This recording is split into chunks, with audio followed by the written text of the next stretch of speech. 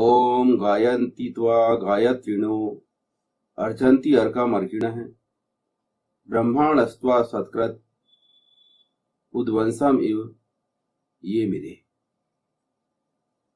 गान करते हैं तुम्हारा गान करने वाले, श्रद्धा पूर्वक सत्कार करते हैं प्रकाशित का प्रकाश वाले। ब्रह्माज्ञाकारियों ने तुम्हें हे सत्क्रतु उच्च स्थान पर नियुक्त किया, ध्वजा दंड के समान। ये ऋग्वेद के पहले मंडल का 10वां सूक्त है, उसका ये प्रथम मंत्र लिया गया। इसके ऋषि हैं भगवान वसु छंदा विश्वामित्र। दिव्य विषय है इसका इंद्र, इंद्रियों को वश में करने वाला। छंद है इसका विराट अनुष्टुप और स्वर है इसका गांधार।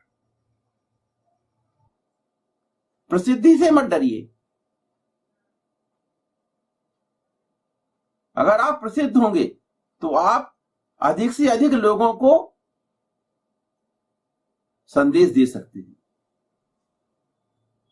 अधिक से अधिक लोग आपसे लाभान्वित हो सकते हैं। इसलिए वेद कहता है कि अगर आप सत्कर्मों के माध्यम से, श्रेष्ठतम कर्मों के माध्यम से प्रसिद्ध होते हैं तो फिर आपको प्रसिद्ध होना चाहिए और अपनी प्रसिद्धि से नहीं डरना चाहिए। पर प्रसिद्धि लक्ष्य नहीं बनाना चाहिए। प्रसिद्धि के लिए कुछ भी हमें नियम विरुद्ध कार्य नहीं करना चाहिए। हमें सत्कर्मों के माध्यम से प्रसिद्धि मिलती है तो उसका स्वागत करना चाहिए। वही बात है कि हम सफल होने के बाद सफलता को मैनेज करने के लिए कई बार नियम विरुद्ध व्यवहार करने लगते हैं, नियम विरुद्ध कार्य करने लगते हैं, और इसी कारण हम अपनी सफलता को मैनेज नहीं कर पाते, स्थायी नहीं बना के रख पाते। वेद जीवन में यही व्यवस्था उत्पन्न करता है कि प्रसिद्धि आपको स्वाभाविक रूप से मिलेगी। उस विषय में आपको तनावग्रस्त होने की जरूरत नहीं। तो ना तो प्रसिद्धि पाने के लिए तनावग्रस्त हो और ना ही प्रसिद्धि को बनाए रखने के लिए तनावग्रस्त। दोनों ही स्थितियों में आपको तनावग्रस्त होने की आवश्यकता नहीं है। आपको नियमों से हटने की कहीं भी आवश्यकता नहीं। आप यथाविधि यथावत नियमों पर चलते रहे, क्योंकि सफलता का कोई विकल्प नहीं है। कहीं कोई व्यक्ति उस पर संदेह या प्रश्न नहीं करता, अपितु स्वयं समझकर अनुगमन करना प्रारंभ कर देता है। सफल व्यक्ति से कोई व्यक्ति प्रश्न नहीं करता, और प्रश्न करेगा तो इसी बात का प्रश्न करता है कि आपकी सफलता का क्या राज। हर व्यक्ति उसका अनुगमन करना पसंद करता है, हर व्यक्ति उसके जैसा बनना पसंद करता है। इसलिए व्यक्ति को अपने जीवन में सफल बनना चाहिए। अगर हम असफल हैं तो हम लोगों के आकर्षण का केंद्र नहीं होंगे। हम अपने जीवन से एक नकारात्मक विचार लोगों तक पहुंचाएंगे और हमारे कारण नकारात्मकता ही बढ़ेगी। इसलिए हमें सकारात्मक विचारों को अपनाना है और सफल होना है। हमारी सफलता अन्य लोगों के लिए प्रेरक होगी, अन्य लोगों को प्रेरणा देगी। अतः समाज को, विश्व को बदलने की यह अच्छी नीति है जिसका प्रयोग करने की अनेकों वेद मंत्रों में सलाह दी गई है।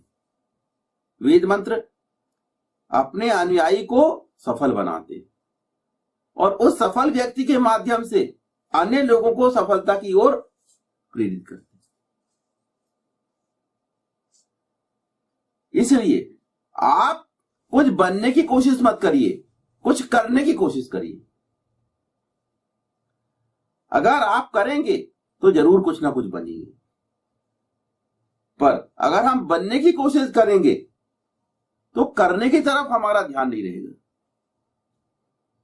और इसीलिए हम जब कुछ करेंगे नहीं तो कभी भी कुछ बनेंगे भी नहीं।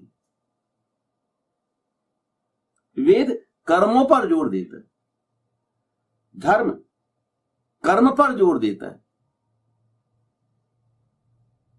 इसलिए कछुए की गति से ही सही, पर अपने लक्ष्य की तरफ धीरे धीरे बढ़िए,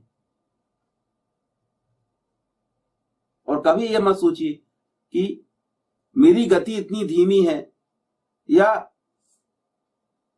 मैं ज्यादा काम नहीं कर सकता, मैं ज्यादा प्रतिभाशाली नहीं हूं, मैं ज्यादा योग्य नहीं हूं। इन सब विषयों पर कभी नकारात्मक ढंग से विचार मत करिए।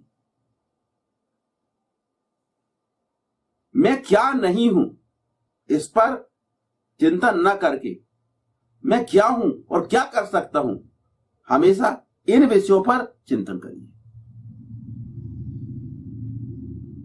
आप क्या कर सकते हैं वही काम आपको करना है, और सृष्टि ने वही भूमिका आपको सौंपी।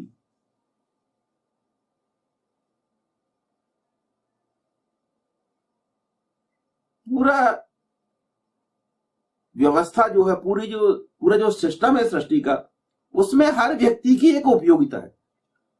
हर व्यक्ति अपना योगदान दे सकता है। उसको यह नहीं मालूम कि इस चेन में एक कड़ी वो भी है, अगर एक कड़ी भी टूटेगी तो चेन टूट जाएगी। पर हर कड़ी जो कि छोटी होती है, अगर वो कड़ी पूर्ण ना हो तो चेन भी पूर्ण नहीं होगी। इसलिए व्यक्ति यह ना सोचे कि उसके अंदर कितनी कम प्रतिभा है। जो कुछ प्रतिभा है, जो कुछ विशेषता है, जो कुछ योग्यता है, उसका सकारात्मक उपयोग उसको करना है। उसका लक्ष्य है। आपको यही भूमिका सौंपी गई। आपको अपनी भूमिका ईमानदारी के साथ अदा करनी है। वेद इसी तरह प्रेरित करता है।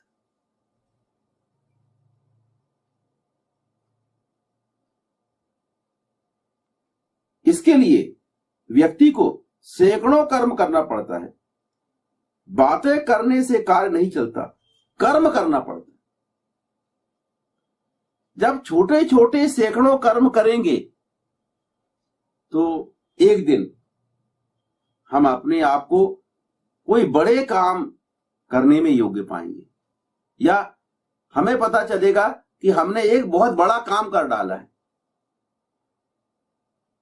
छोटे छोटे काम करते हुए बड़ा काम संपन्न हो गया,